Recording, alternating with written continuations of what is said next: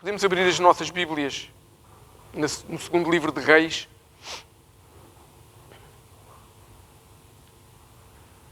Capítulo 20, segundo a Reis 20. Vamos ler os primeiros 6 versículos.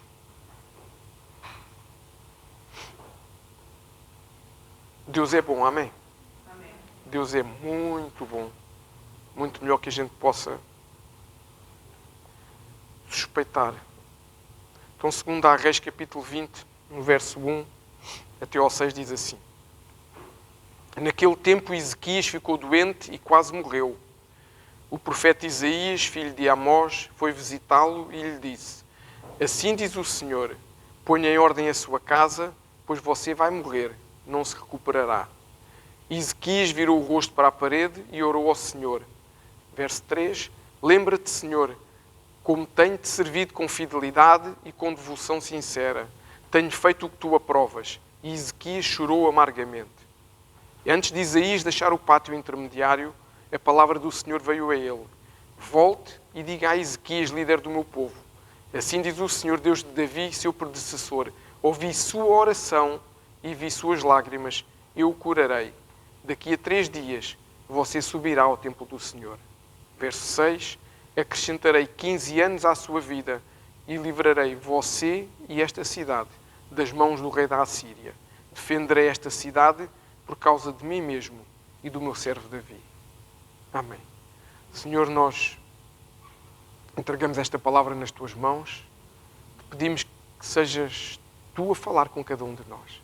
Sejas tu a dar-nos um toque personalizado no nosso coração, Senhor, para podermos ouvir esta palavra, gravá-la no nosso espírito e que hoje possa ser o início de uma mudança e transformação, não só em cada indivíduo, mas em cada família, Deus. Eu oro, Senhor, declarando que aqueles que estão a ver em direto, os que vão ver a gravação, terão a mesma unção do Senhor sobre a sua vida e sobre a sua casa, transformando, mudando e ajudando a entender a importância do alinhamento com o Espírito Santo do Senhor. Guarda, Senhor, as nossas vidas, guarda os nossos corações nesta hora. É o que eu te peço no nome santo de Jesus. Amém. E amém. Na sexta-feira, dia 1, começou o nosso mês de oração pelas famílias, não é? Nossos 31 dias de junho e oração pela nossa família e pela nossa parentela. E esta passagem poderosa, embora possa não parecer, tem tudo a ver com família. E o Senhor já nos vai conseguir mostrar porque que esta passagem do rei Ezequias, que muitos de nós conhecemos, e onde vemos, claro, vemos o poder do Senhor, não é? E nós não lemos aqui um detalhe, mas que é muito importante. E quando o rei Ezequias, melhor, quando o profeta Isaías, que estava a sair, recebe uma palavra de Deus a dizer: pronto, volta lá e diz que ele vai ser curado e que eu vou fazer um sinal para que isso aconteça. E o profeta Ezequias, já vamos ver porque era um homem com tanta fé, que ele pediu um sinal de algo que é impossível fisicamente acontecer. E porque Deus disse ao profeta Isaías, depois leiam em casa este capítulo todo, leiam em casa o segundo livro de Reis, que é fantástico. E Deus disse: eu vou-lhe dar um sinal à escolha. Ou avanço um grau à sombra, ou recuo um grau à sombra. É quase como se fosse Deus a dar-lhe a escolher. Vejam bem, Deus a dar a escolher qual é o milagre que tu queres que eu faça. E o Ezequias, que era um homem de fé, diz algo muito simples: avançar a sombra pode acontecer, mas recuar um grau à sombra, só mesmo Deus. Então é esse o sinal que eu quero. Ou seja, esse é o sinal que eu quero da minha cura. Vejam bem, é preciso alguém estar muito firmado em Deus, para não é desafiar Deus, mas dizer: eu quero o mais difícil, para que ninguém tenha dúvidas. A questão aqui, ele não queria isto para ele. Ele queria para que o povo todo, o reino todo soubesse. Não foi por acaso que ele foi curado, foi Deus que o curou. E isso é importante. E a gente já vai lá chegar. Mas então, vejam bem, a Bíblia diz-nos aqui que o rei Ezequias adoeceu, está com uma doença terminal, portanto é uma doença que naquela altura os curandeiros já disseram: não tem hipótese, vai morrer. E o profeta Isaías vai ter com ele com um recado da parte de Deus. Uma coisa simples, mas difícil de ouvir. Pensa assim comigo. Imagina que nós temos uma notícia má, que alguém nos diz: olha, a doença que tu tens é para a morte. E que chega um profeta ao pé de nós e diz: tenho uma palavra de Deus para ti. O que é que a gente pensa? A gente levanta-se logo da cama: vou ser curado. A palavra de Deus é: vais morrer, amigo. Isaías leva-lhe uma palavra difícil. Por isso é que hoje A gente às vezes se entristece com tanta profecia que andei pela internet, que nenhuma profecia diz que é para a gente se alinhar, que é para a gente deixar de pecar, que é para a gente... Não, é só, a vida é uma maravilha, corre tudo bem e Deus vai-vos dar tudo. E a Bíblia não diz nada disso. E Isaías, vamos pôr no lugar de Isaías.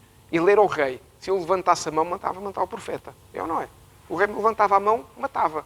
Agora vejam, como é que Isaías recebe uma palavra de Deus para ir dizer ao rei: tu vai morrer. Foi o que ele foi dizer. E ele foi, porquê? Porque quando Deus manda, a gente encolhe-se e faz o que Deus nos manda fazer, mesmo que a gente não goste. Então Ezequias recebe uma palavra difícil de ouvir, que é: tu não vais viver, tu vais morrer. E o que é que ele faz? Um homem que não tenha Deus na sua vida, que não saiba quem é em Deus, naquela altura ele com certeza se calhar começava na cama a murmurar, tipo Calimero: oh não, a vida é uma infelicidade, mas porquê eu? Porque... Mas não, Ezequias não fez nada disso. O que a gente aprendeu aqui na Bíblia é que ele virou a cabeça para a parede, não é? Para que ninguém visse, provavelmente, o seu ar de choro, o seu ar de tristeza, e ele clamou ao Senhor. A Bíblia diz que ele chorou amargamente, mas ele clamou ao Senhor, fazendo o quê? Lembrando: Senhor, eu fui até hoje um homem reto aos teus olhos.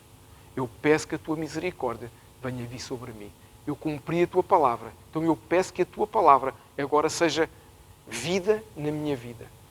Algo simples. Claro que ele não queria morrer. Se a gente fizer as contas, a gente percebe que ele tinha 39 ou 40 anos. Depende, se está mais próximo dos 39 ou dos 40.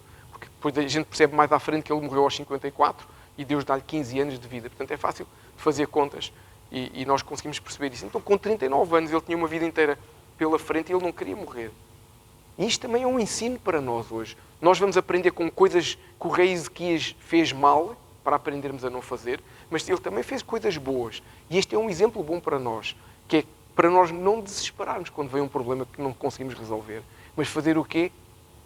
Virarmos para Deus, clamarmos. A questão aqui é, sendo eu provocatório, que vocês sabem que eu gosto de provocar, será que nós temos o crédito no céu que Ezequias tinha para pedir aquilo que pediu? Porque Ezequias pôde dizer ao Senhor: eu fui reto aos teus olhos. Será que nós podemos voltar-nos para o Senhor e dizer: Senhor, eu tenho sido reto aos teus olhos? Ou será que não? A questão é essa. Qual é o crédito que a gente tem na conta poupança do céu? Isaías tinha um crédito muito grande na conta poupança do céu. Depois desbaratou tudo e já vamos perceber isso. Mas é isso que é importante nós entendermos. E Deus dá-lhe uma palavra conforme lhe diz isto. Deus diz-lhe: tu vais morrer, mas antes disso, coloca a tua casa em ordem. Claro que não está a falar de colocar o palácio em ordem, de limpar, de arranjar. Claro que Deus não está a falar nada disso. Deus está a falar da sua família. Coloca a tua família em ordem. Por isso é que o Senhor nos trouxe esta palavra hoje para nós, porque é o primeiro culto do mês das famílias. Para nós colocarmos a nossa casa em ordem. Para nós colocarmos a nossa família em ordem. Para nós colocarmos a nossa vida em ordem. Não é para limpar a casa, não é para arrumar os móveis, é para fazer isto. Pergunta: se o Senhor hoje te desse uma palavra destas, para colocar a tua casa em ordem, o que é que tu farias? O que é que a gente iria começar a fazer? É isso que o Senhor hoje nos está a querer aqui, fazer um rebuliço interno. O que é que a gente precisa fazer para pôr a casa em ordem? Eu sei que há muitas versões que dizem que Ele está a falar, quando Deus está a dizer para pôr a casa em ordem, está a falar da vida espiritual. Eu não creio que seja da vida espiritual, porque como nós vimos, ele tinha um crédito para falar com Deus daquela forma e dizer: Senhor, eu sou reto aos teus olhos.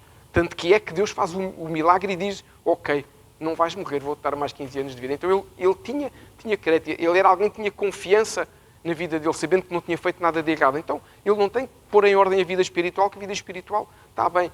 O que a gente percebe é que este rei entendeu o que é a semeadura e a colheita, então semeou. No dia em que a vida lhe está a pregar uma partida, ele diz: Senhor, a colheita da minha semeadura, eu te peço que hoje possas começar a trazer a colheita da minha semeadura. Será que nós podíamos começar a dizer isso hoje ao Senhor?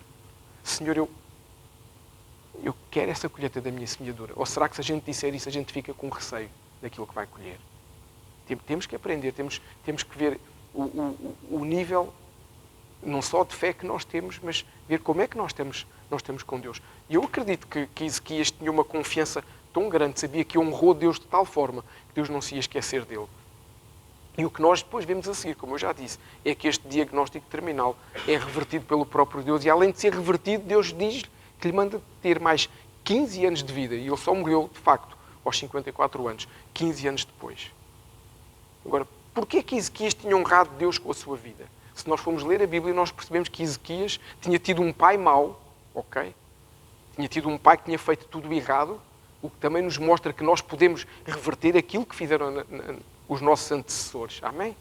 Tudo o que seja maldição familiar que venha sobre a nossa vida, tudo que sejam vínculos que venha sobre a nossa vida, se nós nos posicionarmos, nós podemos quebrar isso e mudar. Amém?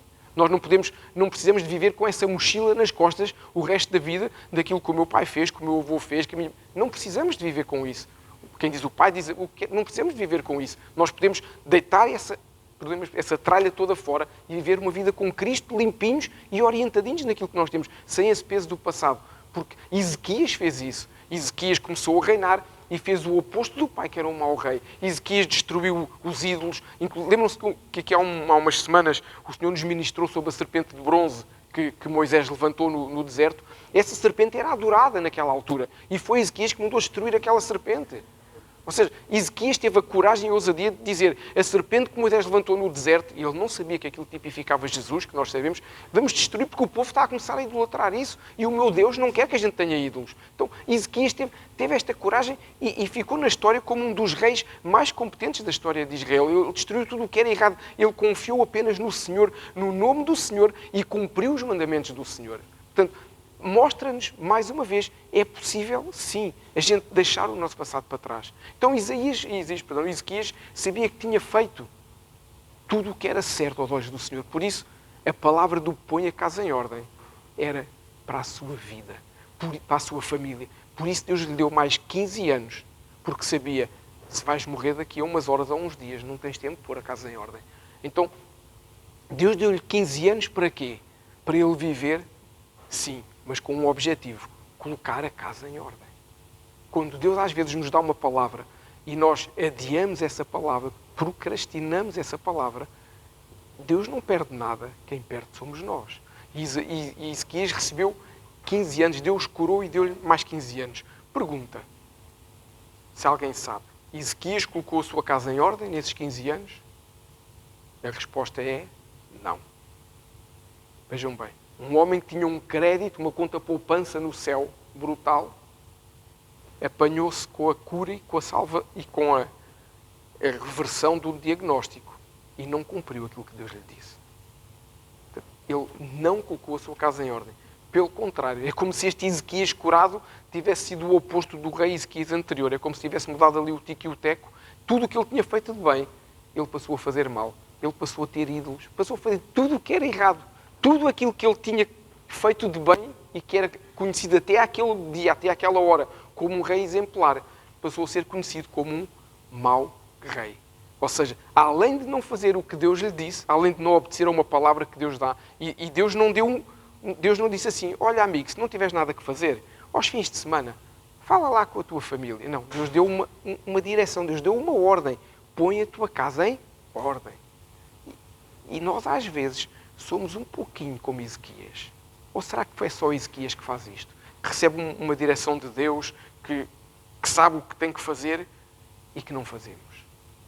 Será que nós, quando estamos aflitos, oramos, choramos, clamamos, não com esta forma tão veemente como Ezequias, porque não temos confiança de sermos retos, mas clamamos, prometemos, compromissados com Deus, oh não Senhor, a partir de amanhã vou ler a Bíblia em 3 dias... Sei lá, todos nós já fizemos estas coisas fantásticas. A gente assume um compromisso com Deus. Senhor, eu nunca mais vou fazer isto. Nunca mais... Semana sim, semana não. Vou fazer todas as semanas. E nós revolucionamos aquilo que Deus nos pede e fazemos exatamente o oposto. E qual é o resultado? É que esquecemos que aquilo, quando nós assumimos um compromisso com Deus, estamos a assumir um compromisso com o Criador, com o Deus Todo-Poderoso. Uma coisa é a gente assumir um compromisso uns com os outros. Já é mau. Como é óbvio, se eu não sou um homem ou uma mulher de palavra, se eu assumo um compromisso de fazer uma coisa e depois não faço, claramente que haja uma justificação, que às vezes há justificações para as coisas, não é? Mas se não há, se é só pela minha inércia, pela minha falta de zelo, pela minha falta de cuidado, já é mau. Agora, com Deus. Sabem qual é o porquê que a gente faz isso hoje? E atenção que sabem que eu não aponto o dedo a ninguém e não digo nada disso.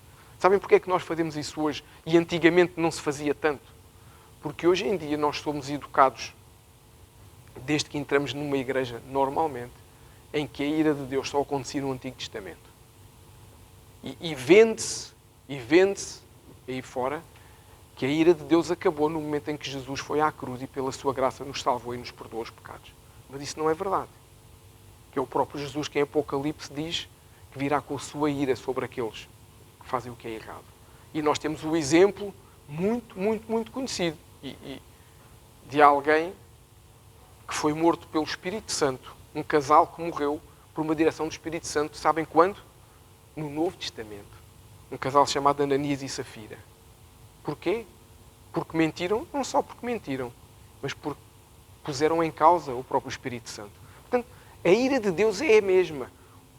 Qual é a diferença da ira de Deus para o Antigo Testamento da ira de Deus para o Novo Testamento? É que hoje nós temos um intercessor que 24 horas por dia zela por nós. Hoje nós temos alguém que 24 horas por dia se põe à nossa frente para que não se veja as nossas falhas, para que não se veja o nosso incumprimento, para que não se veja a nossa falta de compromisso com Deus. É só isso que nos vai permitindo viver. Mas a ira de Deus existe na mesma e nenhum de nós pode dizer que não vai acontecer. Portanto, a questão é, se eu quero dar um bom futuro aos meus filhos, se nós queremos dar um bom futuro aos nossos filhos, nós temos que começar a semear hoje, porque nós não sabemos quantos anos Deus nos vai dar. Nós temos que começar a colocar a nossa casa em ordem hoje. Não é para a semana. Não, eu em abril começo. Não, eu em junho. Não. Nós temos que começar a fazer isso hoje. Porquê? Porque nós não sabemos quanto tempo temos para colocar a nossa casa em ordem. E a casa aqui não está a falar, o Senhor, só da nossa família. Está a começar, em primeiro lugar, a começar por nós. A nossa casa, o nosso coração, colocá-lo em ordem. E nós não podemos ser, deixa-me dizer uma palavra feia, egoístas como foi Ezequias, que só pensou nele, pensou nas suas vontades, pensou naquilo que ele queria, naquilo que era bom para ele. Não. Nós temos que pensar naquilo que é bom para os que vêm depois de nós. Porque o nosso Deus é um Deus geracional. O nosso Deus é um Deus que não se esgota o que Deus faz em mim, nem em cada um de nós. Prolonga-se para as nossas gerações. Então, quando nós dizemos que eu só estou preocupado que a vida me vá bem hoje, eu estou a ser egoísta porque não estou a pensar nos meus filhos, nos meus netos, nos meus bisnetos e por aí fora. E isso faz toda a diferença. Porque não é suposto eu ter uma família e eu viver apenas em função da minha vontade e dos meus desejos. Não é suposto, não foi para isso que Deus criou a família. Deus criou a família para que não houvesse solidão. Deus criou a família para que houvesse amor, houvesse respeito, houvesse paz, para que a família honrasse Deus. E não para nós sermos alguém que impõe as nossas vontades à família, alguém que faz o que quer e a família fica com as migalhas daquilo que sobra. Não é isso. Por isso o Senhor falou desde o primeiro dia que nós temos que ter um tempo no ano em que nós, naquele tempo, oramos e jejuamos pelas famílias, porque é importante guardar a nossa família. Então, qual é o conceito que cada um de nós tem de família?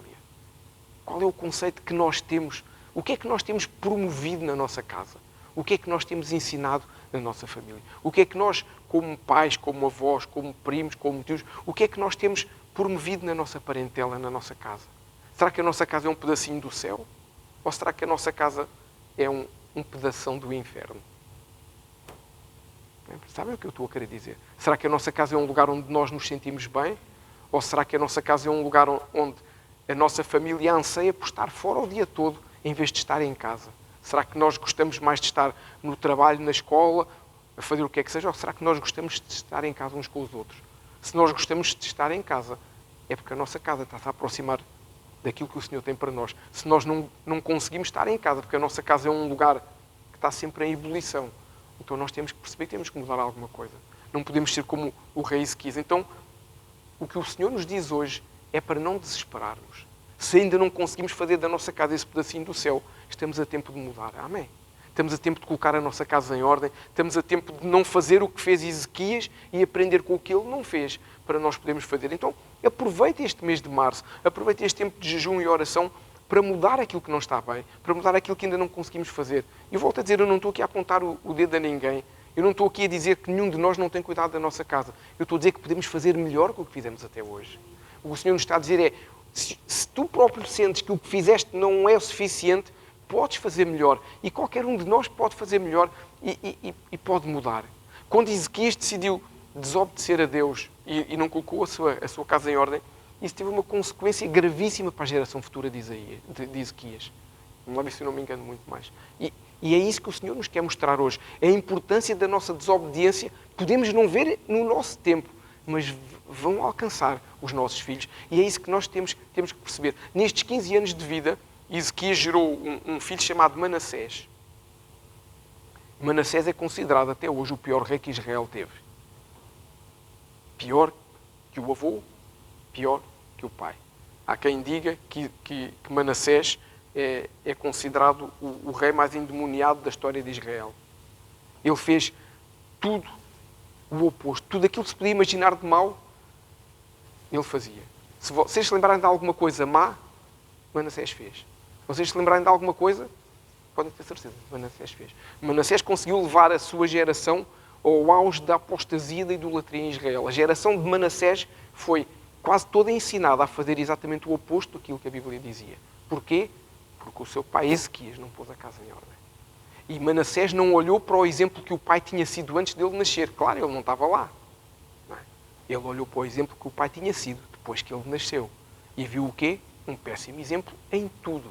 Então, qual foi a referência que ele tirou? É o meu pai. Então ainda vou ser melhor que o meu pai, que neste caso vou ser pior que o meu pai. Portanto, tudo o que ele podia fazer mal, ele fez e com alegria. E o que a Bíblia nos diz é que nunca Israel esteve tão distante de Deus como nos dias de Manassés. Então, toda essa geração a seguir vai fazer o quê? A seguir vai sendo feita escrava, porque era assim que o povo tinha que ir aprendendo e é assim que muitas vezes nós aprendemos quando fazemos o que é errado. As coisas parece que nos apertam, que nos esmagam numa prensa para nós podermos entender o que é o certo e o errado. Pergunta, porquê é que Ezequias não colocou a sua casa em ordem? Porque, como eu disse, ele preferiu não ter dores de cabeça, ele preferiu não ter que impor alguma coisa, ele preferiu não ter que mudar algumas coisas, não continuar a sua missão certa. Para quê? Para ter uma vida tranquila. Só tenho 15 anos, então vou fazer o que me dá na bolha, como se costuma dizer. Vou fazer o que eu quero. Eu quero ter uma boa vida com paz e segurança. Se a seguir correr mal, não me interessa. E o profeta dá-lhe uma palavra em que lhe diz, e depois se lermos até em Crónicas e em Reis, temos isso. O profeta dá-lhe uma palavra em que diz assim: se tu não colocar a tua casa em ordem, os teus filhos vão ser feitos escravos.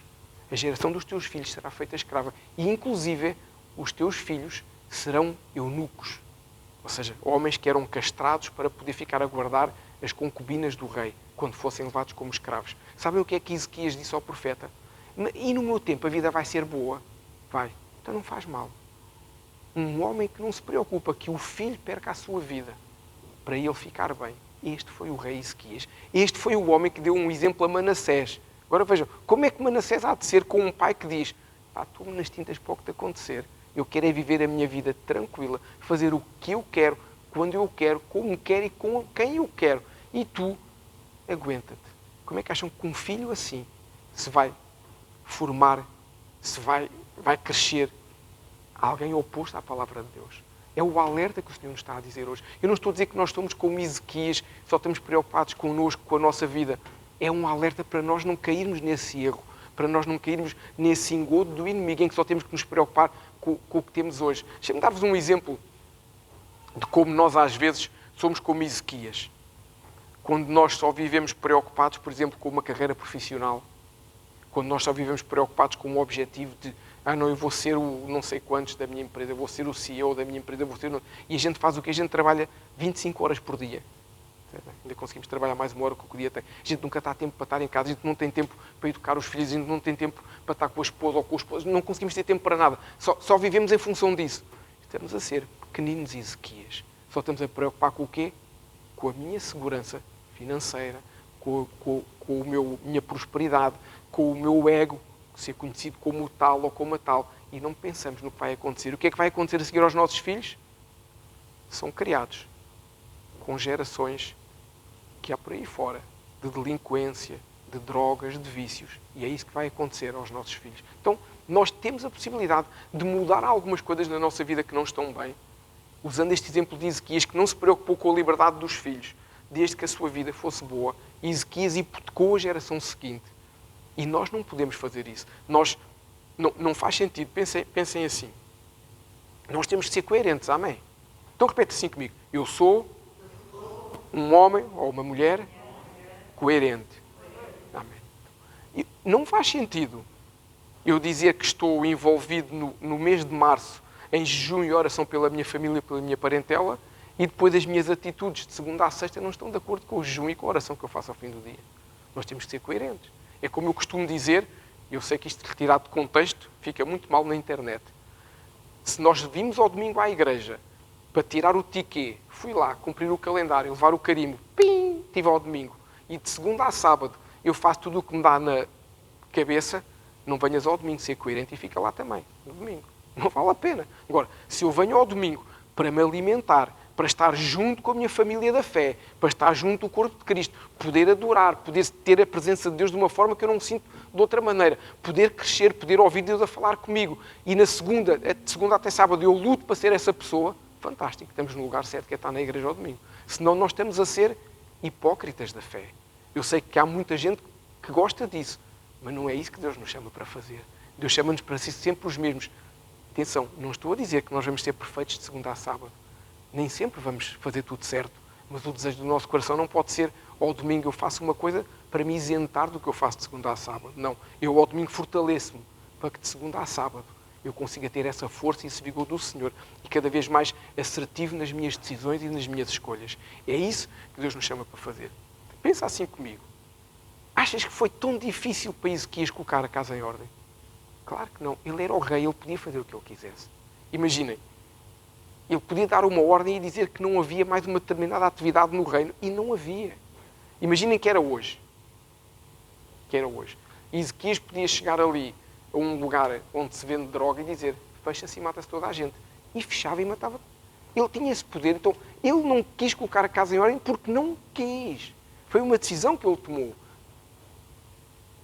Não ligando para as consequências futuras, mas foi uma decisão que ele tomou. Então, pensa assim, ao nosso nível, nós também temos total autonomia para pôr a nossa casa em ordem. É ou não é?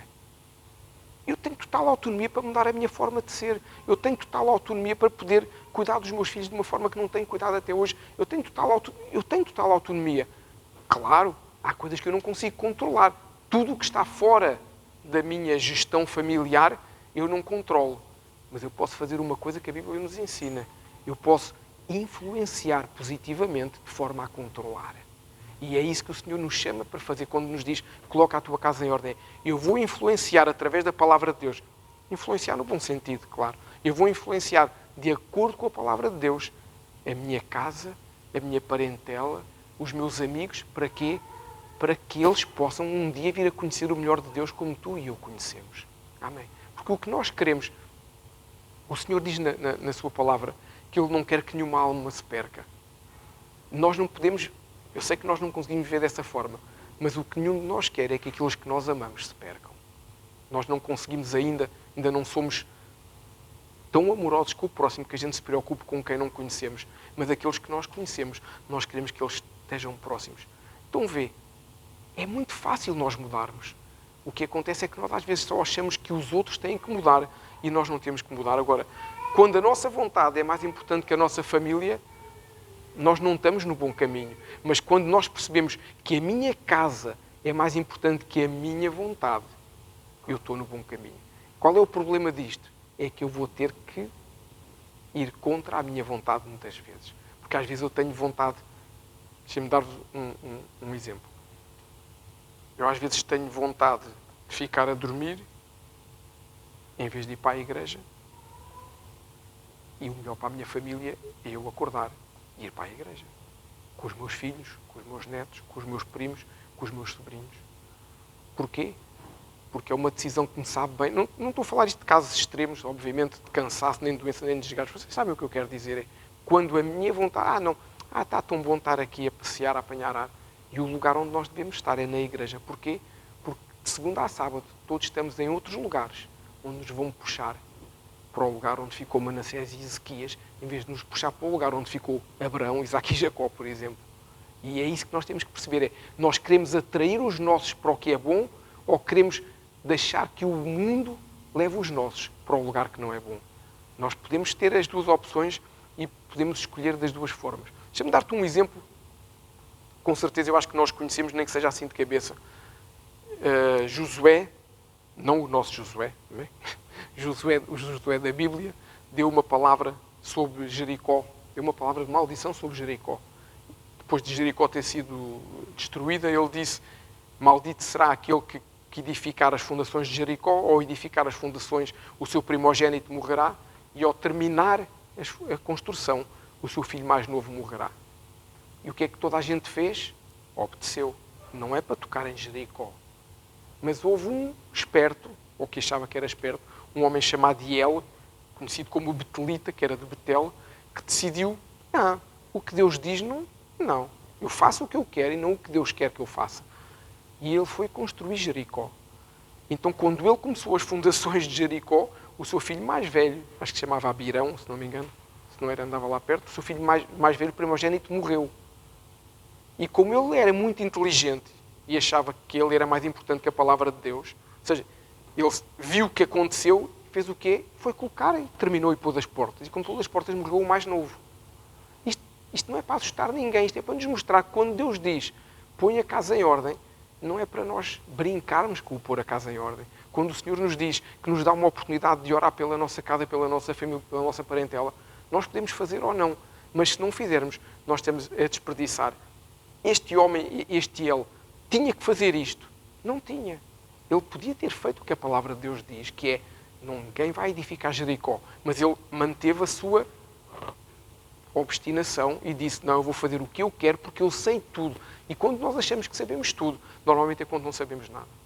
E Manassés entendeu fazer exatamente o oposto do que o seu pai tinha feito, porque o exemplo que teve era um exemplo de quem não era temente a Deus, era um exemplo de quem não era reto aos olhos de Deus. Então Manassés tentou ser o melhor possível, que neste caso, como eu disse há pouquinho, é ser o pior possível. E o que o Senhor nos mostra é que nenhuma vontade pessoal que seja feita às custas da nossa família é válida. Nenhuma. Seja, mas isto é importante para mim. Pergunta: para a tua família é importante esta tomada de decisão? Não, para a minha família não é bom. Então já deixou de ser importante. Não pode ser importante para mim. Se eu quero fazer algo, e nem estou a falar já espiritualmente, amém? Até vou naturalizar o tema. Se eu quero fazer algo e para a minha casa isso não é bom, como é que eu posso querer fazer algo que não é bom para a minha casa? Então sou um Ezequias da vida. Porque estou a ver o quê? Olhar para o meu próprio umbigo, perdoem-me a expressão, preocupado com aquilo que eu gosto, com aquilo que eu quero, com aquilo que eu entendo e não com aquilo que é bom para os meus. Eu disse que não estava a espiritualizar, naturalmente falando, espiritualmente falando. Eu estou a ir contra a palavra de Deus, claramente. Porque nós não temos filhos. Os filhos são do Senhor. Nós somos mordomos dos nossos filhos. Então, quando eu não estou preocupado com os meus filhos, eu estou a pecar porque eu estou a dizer aquilo que Deus colocou para eu tomar conta. Eu estou a borrifar. E isso é pecado. E o pecado não nos leva para o céu, leva-nos para a subcave. Portanto, nós temos que perceber que aquilo que a gente acha às vezes, não, mas eu... Não. Se eu não estou a pôr aquilo que o Senhor me deu para eu cuidar em primeiro lugar... Vocês conhecem aquela passagem que diz: se fores fiel no pouco, eu te colocarei sobre o muito. A nossa família já é o muito. Estamos a ter coisas que Deus nos dá, que muita gente não consegue ter para cuidar. Então, se nós nem vemos isso, nós somos exatamente como Ezequias. E estamos a criar o quê? Estamos a criar pequeninos Manassés também do nosso lado. Então, se a nossa vontade é feita às contas da nossa família, nós não estamos a ser aquilo que o Senhor nos chamou para ser. Deixa-me fazer uma pergunta provocatória, mais uma. Será que nós somos bons exemplos para os nossos filhos? Ou para os nossos primos? Ou para os nossos netos? Ou para os nossos vizinhos? Ou para os nossos sobrinhos? Sei lá. Será que nós somos bons exemplos? Principalmente para quem ainda está a construir uma personalidade, que é o caso das crianças? Ou para aqueles que sabem que nós somos cristãos? Será que nós deixamos que os outros saibam que somos cristãos pelo nosso comportamento? Ou temos de ter uma coisa na lapela a dizer: crente número 123, senão ninguém sabe. O crente 123 rouba maçãs no Pingo Doce, sei lá, faz aquelas coisas. O Pingo Doce qualquer dia tem uma publicidade à nossa conta brutal. Não é? Ou será que só sabem que eu sou crente porque tenho o crachá do crente? Ou a minha atitude mostra que eu sou crente? Será que os meus filhos sabem que que eu sou cristão porque os trago ao domingo à igreja? Ou será que de segunda a sábado sabem que eu sou cristão? É esta questão que nós temos que ver, para não ser como Ezequias, que deu maus exemplos. Deixa-me perguntar de outra forma. Será que os nossos filhos olham para nós e veem os princípios de Deus? Atenção, um pormenor. Quem tem filhos lá em cima na escolinha, se calhar os filhos qualquer dia podem começar a perguntar-nos coisas em casa. E eles estão a aprender os frutos, as 9 características do fruto do Espírito, não é? Ainda estão a aprender isso. E a gente qualquer dia pode correr o risco de um filho chegar a casa ou chegar aqui no final do culto e dizer para nós, mas se o fruto é isto, porquê é que tu fizeste aquilo? E é bom que eles façam isso. Quer dizer, não é bom porque nós não estamos a ser, mas é bom porque nos ajuda a abrir a pestana para perceber que estamos a fazer coisas que não são certas. Eu não estou a falar de coisas que nós fazemos apenas de forma consciente.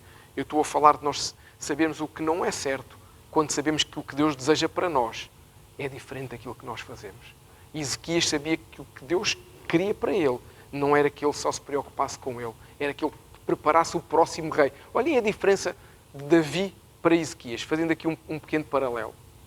Davi preocupou-se com a sua descendência. Davi era um homem segundo o coração de Deus. Davi preparou tudo.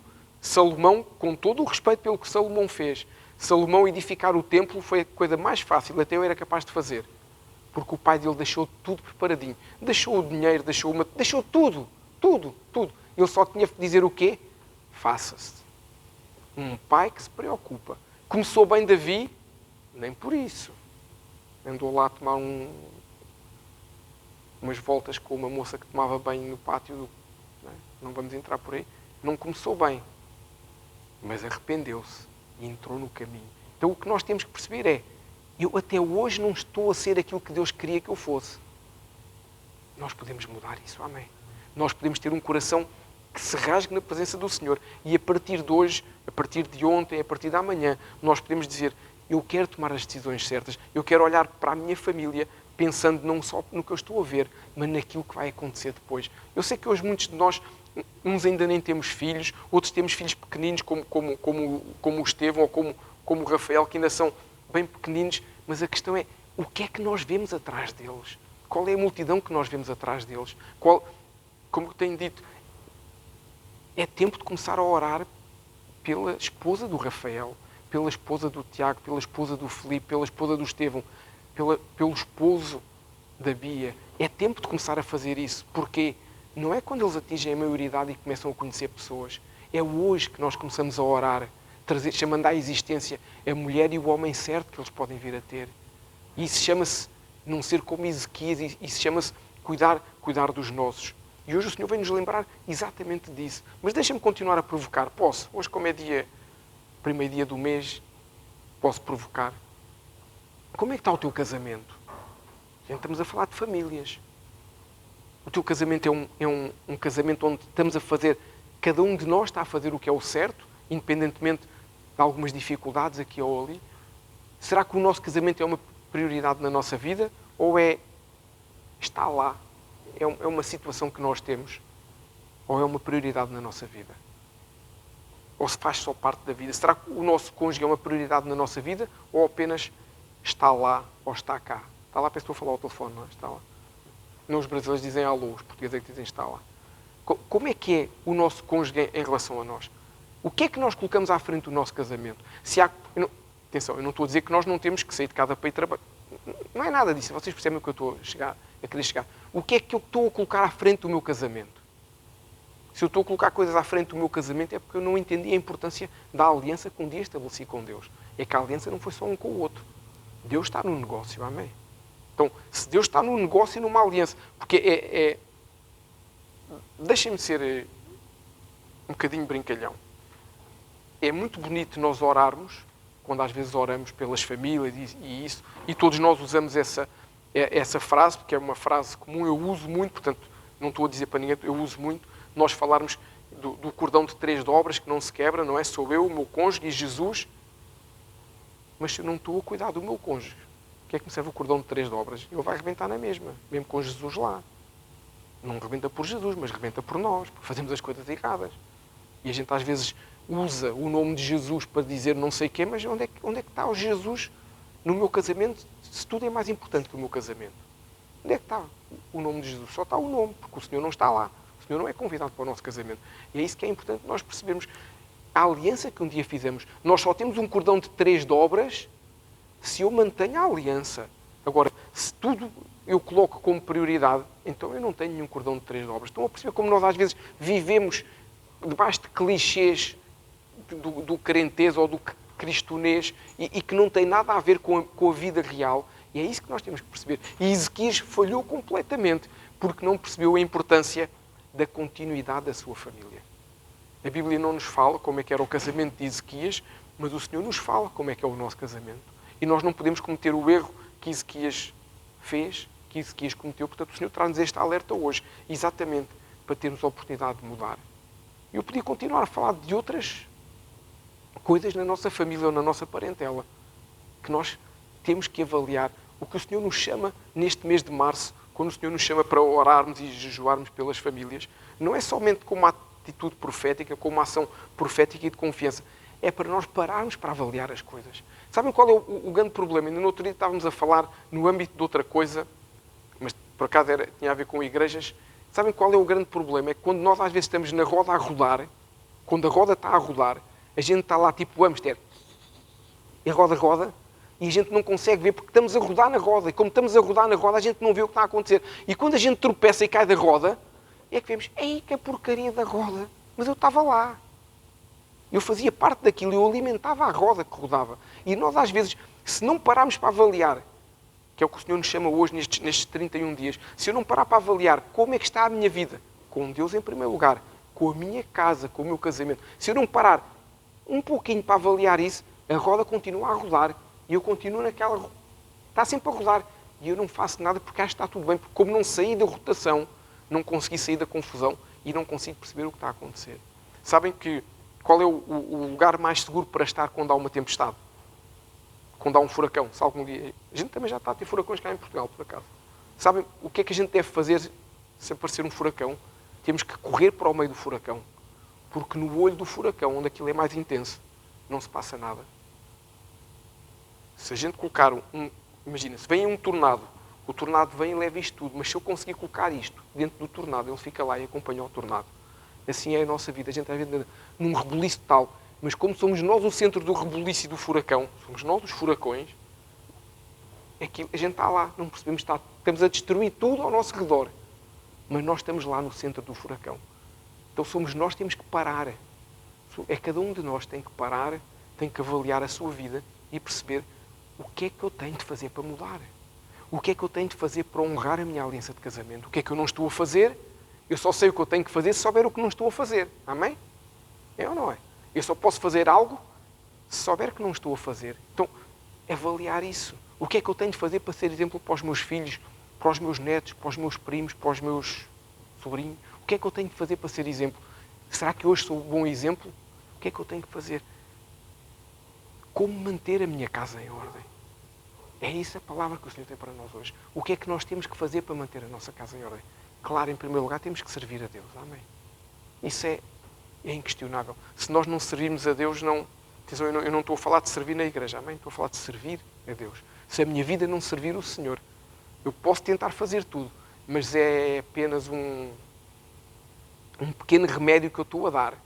É ali uma panaceia qualquer, vai resolvendo aqui, estou a pôr voltamos à pregação de há 15 dias, estou a pôr um remendezito, em vez de mudar e vestir a roupa nova. Vou pondo um remendo aqui, um remendo ali. Não é isso que o Senhor quer. O Senhor não nos chamou para colocar remendos, porque o Senhor quer que a gente seja odres novos para receber essa unção nova. Foi bom ou não foi bom hoje? Eu sei que a gente salta da pregação. Foi bom ou não foi hoje estarmos aqui e perceber que a presença de Deus era poderosa? Isto é algo que não tem preço. É algo que nós só conseguimos viver quando Deus decide abrir o céu e descer e juntar-se connosco. A carne do santo com a carne daquele que não é perfeito. E isto é algo que nós só conseguimos fazer quando como corpo, em unidade no Espírito, estamos todos a apontar para o mesmo lado. A nossa casa pode ser assim. A nossa casa pode ser um lugar desses. A nossa casa pode ser um lugar onde onde não haja dissensão, onde não haja divisão, onde tudo corra bem. Mas para isso eu tenho que servir a Deus. Mais uma vez, servir a Deus com a minha vida, servir a Deus com o meu coração. Isso é que é importante. É assim que eu ajudo a ter a minha casa em ordem. Porque todos nós conhecemos a promessa que o Senhor nos dá na Bíblia, que é: eu e a minha casa serviremos ao Senhor. É ou não é? Quem quer ter essa promessa bem real na sua casa? Se nós não formos os primeiros a dar esse exemplo, como é que o resto da casa pode servir ao Senhor? E a Bíblia não nos está a falar de servir na igreja. Está a falar da nossa vida, servir o Senhor através de tudo o que a gente faz. Então nós temos que perceber que nós temos que mudar, nós temos que servir o Senhor. Deixa-me dar-te um exemplo. Não ter idolatria é servir a Deus. Mas eu não tenho santos em casa, mas eu não tenho não sei o quê. Ok, isso é idolatria religiosa, que é aquilo que nós conhecemos das religiões que têm estátuas para adorar. Isso é idolatria religiosa. Mas há idolatria sem ser religiosa. A gente às vezes idolatra coisas, como eu disse, porque a gente às vezes idolatra o nosso emprego, idolatramos a nossa casa, a gente cria pequenos idolozinhos e esses idolozinhos tiram o lugar do Senhor. E nós temos que perceber isso. Para servir a Deus, eu não posso ter ídolos na minha vida e colocar Deus em primeiro lugar. É servir a Deus. Honrar o Senhor com as minhas atitudes, com os meus comportamentos, com a minha forma de falar, com a minha forma de vestir, com a minha forma de andar, com a minha forma como eu me comporto em todo o lugar. Isso é servir a Deus. Ainda tenho crédito para fazer mais perguntas provocatórias? Tenho. Amém. A gente vai cear a seguir e peço perdão a toda a gente. Amém. Costumas orar pelo teu cônjuge? Esta agora foi uma seta afiada. Tinha um tipo Matrix, toca a desviar da seta. O pastor está a tirar lá de cima do altar. Sabem qual é a vossa sorte? É que o João teve que se ausentar um bocadinho. Eu tinha aqui umas perguntas de milhões para fazer. Foi a vossa sorte, senão estavam bem lascado. Não oras pelo teu cônjuge? Como é que isso é possível? Como é que a gente tem... Jesus colectou os 10 mandamentos em 2 apenas. Amarás o Senhor teu Deus sobre todas as coisas e o teu próximo como a ti mesmo. Quem é o mais próximo que nós temos? O nosso cônjuge. Eu nem pergunto quem é o mais próximo, senão ainda podem dizer uma coisa que se arrependem para o resto da vida. Portanto, eu faço a pergunta e dou a resposta. O mais próximo que nós temos é o nosso cônjuge. Se eu não oro por ele, se eu não oro por ela, onde é que está a minha aliança? Onde é que está a minha preocupação em cuidar do meu amado ou da minha amada? Estão a ver como são coisas tão simples? Se calhar nós oramos por coisas, por pessoas, claro que são importantes. E às vezes esquecemos de quem está mais próximo e esquecemos daquilo que é mais importante para nós, que é aquele com quem nós temos uma aliança. Portanto, estão a ver como há formas tão simples de nós servirmos o Senhor, orar pelo nosso cônjuge. Eu sei que provavelmente nós não fomos ensinados a fazer isto e vocês têm toda a razão. Pastor, mas nunca ninguém me disse. Ok, a partir de hoje já sabe. A partir de hoje ninguém tem desculpa. Obviamente aquilo que a gente não sabe a gente não pode fazer. Mas a gente vai ensinando, a gente vai mudando. Se não tens o hábito de orar pelo teu cônjuge, começa a orar diariamente por ele ou por ela. Se ainda não és casado ou casada, começa a orar pelo homem ou pela esposa que o Senhor um dia vai enviar para ti. Temos que orar por aqueles que são os que o Senhor tem para nós. Posso mandar mais uma? Têm todos a capa do Matrix vestida. Uma boa ideia. A assistência começar a ter ali na entrada umas capas do Matrix. Pessoal, quando vestir, a gente já sabe, começam aí a desviar-se. Costumas orar pelos teus filhos?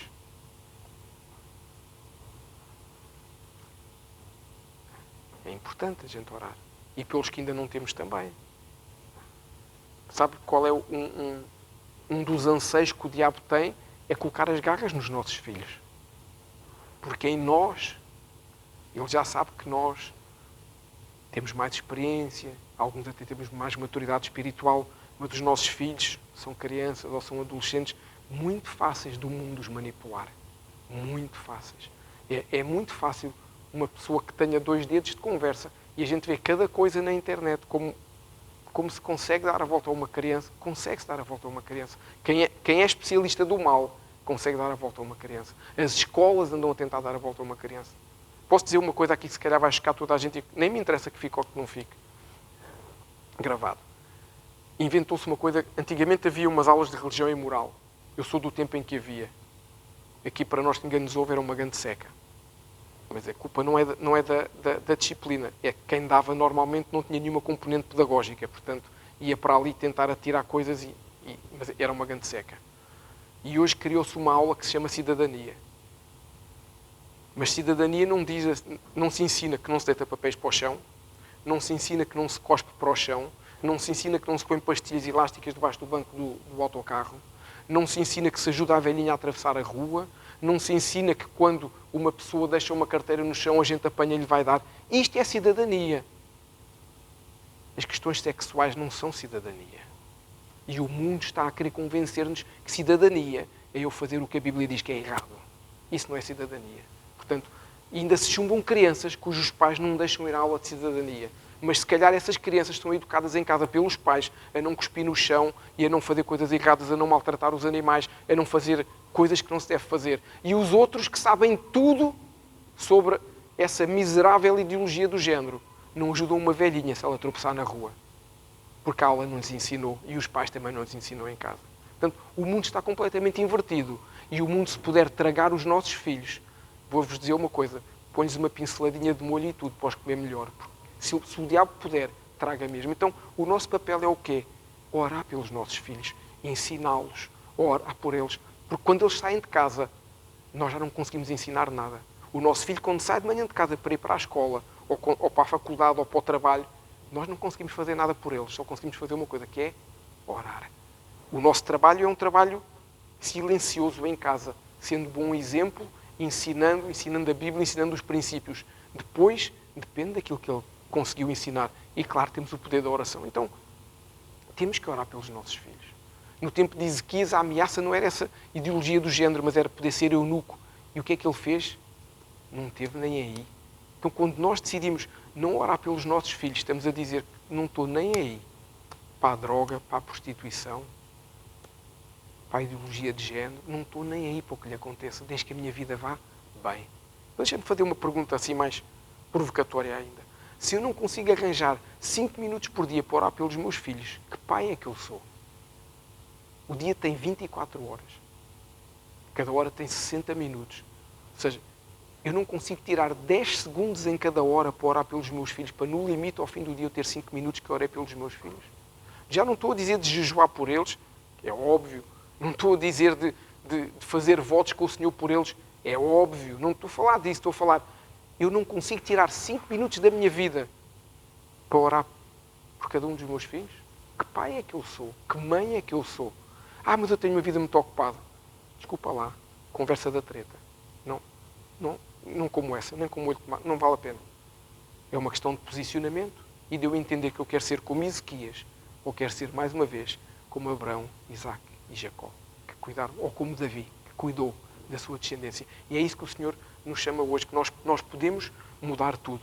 Nós podemos manter a nossa casa em ordem, se nós decidirmos. Sabem quem é que nos vai ajudar a manter a casa em ordem? O Espírito Santo de Deus. É o Espírito Santo que nos vai dar dicas. Nós não sabemos fazer tudo. Nós não sabemos fazer tudo bem, então ainda mais difícil. O Espírito Santo nos vai ajudar em cada ponto que a gente não sabe fazer. Mas não vai fazer por ti nem por mim. Sou eu que tenho que tomar esse posicionamento, sou eu que tenho que tomar essa direção e dizer, não, eu não quero ser mais assim. Então, nós para colocar a nossa casa em ordem, para a mantermos, temos que ter o quê? Temos que colocar em ordem o nosso relacionamento familiar. Se o nosso relacionamento familiar é a coisa mais turbulenta que existe, não é? Se o nosso relacionamento familiar é algo onde não há amor, onde não há perdão, onde não há humildade, onde não há respeito, se nós não conseguimos mudar isso na nossa família, nós estamos a pegar no exemplo do rei Ezequias e dizer, este é o exemplo que eu quero. O que é que eu vos posso dizer é que se nós tomarmos esse exemplo, espera-nos um Manassés à porta de casa um dia destes. E eu não quero que os meus filhos sejam Manassés, que fazem tudo o que é oposto à palavra de Deus. Eu quero que os meus filhos, com as suas dificuldades, com as suas fragilidades, sejam alguém que tenta honrar o Senhor com base nos exemplos que vê em nós. E é isso que nós devemos almejar para os nossos filhos. Então, que nós possamos aprender com este exemplo errado do rei Ezequias, para não sermos esses homens e mulheres que fazem coisas erradas. Amém? Podemos ficar de pé para nós terminarmos. Posso pedir que chamem as crianças com calma, sem stress, sem correria, mas podem chamar as crianças para virmos para baixo. Deixa eu fazer uma pergunta. Qual é o maior legado que nós podemos deixar à nossa família?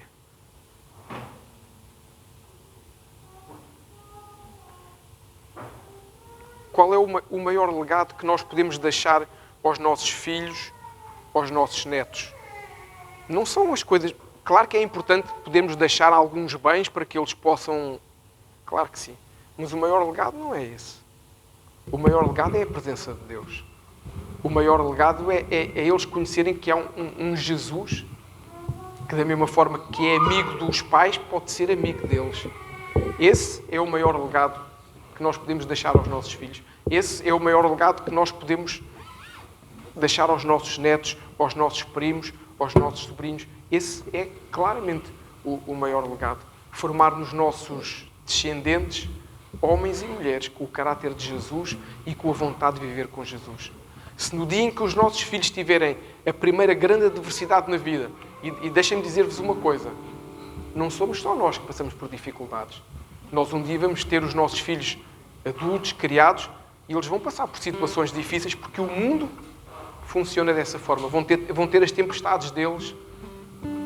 E nós sabemos que deixamos um bom legado se no momento em que eles tiverem essa tempestade, essa dificuldade, eles, em vez de reagirem como um homem ou uma mulher que nunca conheceu Jesus, eles reagirem como viam que a gente reagia, que é virar a cara para a parede, orar e dizer: Senhor, eu sozinho não sou capaz, mas eu contigo sei que eu posso ultrapassar esta situação. Esse é o legado que a gente deixa aos nossos filhos. Esse é o legado que nós podemos deixar aos nossos netos, formar esse caráter. Eu tenho a certeza de uma coisa, porque eu falo por mim: os meus pais não foram perfeitos, da mesma forma que os vossos pais não foram perfeitos. Fizeram muita coisa errada, também fizeram muita coisa certa. Mas da mesma forma que eles não foram perfeitos em tudo, nós também não somos perfeitos. Mas nós podemos melhorar amanhã aquilo, os pais ou os avós ou os tios que nós éramos até ontem. Nós podemos melhorar isso. Como? Tomando essa decisão. E quando eu estou a falar aqui de pais, eu não estou só a falar dos nossos filhos naturais. Eu estou a falar dos nossos filhos espirituais. Aqueles que nós ainda não vemos, mas que o Senhor já colocou, o Senhor já chamou à existência, para que nós, mais maduros na fé, possamos acompanhar, possamos discipular, possamos ensinar a adorar, possamos ensinar a amar. Sabem porque é que nós temos um culto uma vez por mês? Nós chamamos um culto de crianças. Porque é difícil aqui embaixo nós podemos ensiná-las a serem ousados a adorar. Mas lá em cima, num lugar onde eles se sentem menos expostos, eles vão começar a aprender que quando o Espírito Santo fala connosco, eu me ajoelho. Quando o Espírito Santo fala comigo, eu levanto as mãos. Quando o Espírito Santo, a glória é tão intensa que eu não consigo aguentar, eu me ajoelho. E é isso que nós temos que deixar, é esse legado que nós temos que deixar aos nossos. Quando o Senhor disse a Abraão que ele seria pai de multidões, Deus não estava a falar apenas da descendência física. Quando o Senhor disse que Abraão seria pai de multidões, Deus estava a falar mais do que a descendência física, da descendência espiritual. Por isso é que o Senhor lhe disse que a tua descendência será maior do que as areias da terra e do que as estrelas do céu. Então, a tua descendência física pode ser pequena, pode ser um filho, pode ser 2, pode ser 3, pode ser 4. 4 já é uma família numerosa. Mas a tua descendência espiritual é muito maior que aquilo que tu podes imaginar hoje. Tu não sabes as pessoas que estão à espera de tu estás firmado mesmo na rocha que é Jesus, para que o Senhor as envie, para tu poderes ser o exemplo, e esse exemplo que as vai ajudar a avançar. Então, eu desafio agora cada um de nós, cada um que queira guerrear pela sua casa, eu desafio cada um de nós nesta hora que se possa posicionar e orar pela sua família. Se quiseres sair do teu lugar, sai, mas não fiques impávido e sereno a pensar assim: eu estou no mês de oração pela minha casa, eu estou no mês de oração pela minha parentela, e eu vou apenas orar e fazer um jejum. Não te preocupes com quem está atrás de ti ou com quem está ao teu lado. Queres guerrear pela tua família? Começa a clamar pela tua família. Começa a declarar isso, porque nós estamos numa guerra. O Senhor vai pelejar por nós, sim, mas a guerra é nossa, então posiciona-te nessa batalha.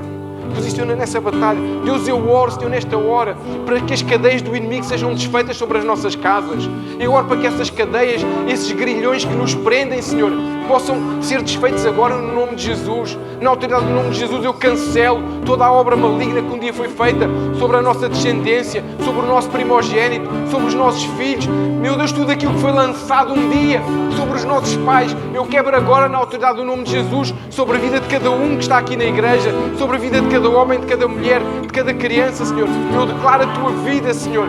Desfaz agora, Senhor, essas obras do inimigo, Senhor. Te peço no nome de Jesus, Senhor. Eu oro para que toda a amarra espiritual seja quebrada. Deus, tudo aquilo que nos impede de adorar na tua casa, na tua igreja, tudo aquilo que nos tira a ousadia, Senhor, nos lançarmos aos teus pés, eu quebro agora na autoridade do nome de Jesus. Eu declaro vida onde hoje há morte. Eu declaro vida onde hoje há inércia. Eu declaro vida onde hoje há uma total procrastinação das responsabilidades. Pai, eu oro por todo aquele que não conseguiu pôr a sua casa em ordem até hoje, meu Deus, para que seja capaz. Senhor Espírito Santo, eu oro, te peço, Senhor, que possas envolver cada família da Arca nesta hora, os que estão presentes e os que estão ausentes, Deus, os que nos estão a ver em direto, os que estão a ver a gravação, Senhor, possam ser envolvidas pelo Teu Espírito Santo nas Tuas casas, onde quer que estejam, Senhor, envolve-os com o Teu Espírito Santo. Abre os seus ouvidos, Senhor, abre os seus olhos, para eles verem que há muito mais do que apenas o que está a conquistar naturalmente. Há muito mais do que isso, Senhor.